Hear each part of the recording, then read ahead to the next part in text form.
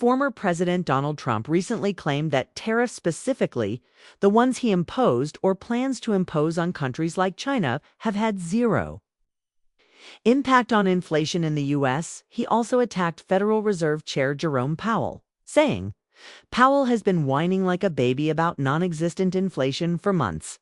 Cut interest rates, Jerome."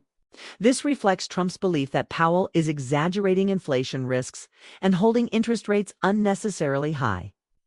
What does this mean? 1. Tariffs and inflation. Tariffs are taxes on imported goods. Economists generally agree they tend to raise prices for consumers, at least in the short term. Trump argues that his tariffs have not contributed to inflation.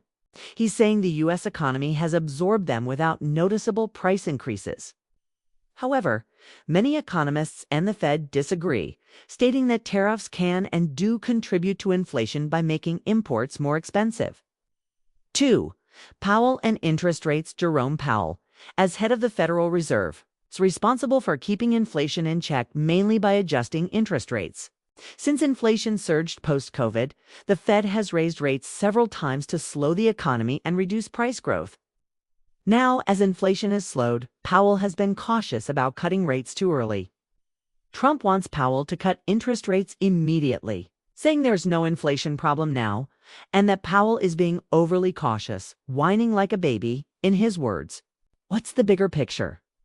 Trump is trying to shape the economic narrative heading into the 2024 election. That tariffs are harmless. Inflation is overblown, and the Fed is hurting growth by keeping rates high. He wants to boost growth by pressuring the Fed to loosen monetary policy. Powell, on the other hand, is trying to avoid repeating past mistakes of cutting too soon, which can cause inflation to return.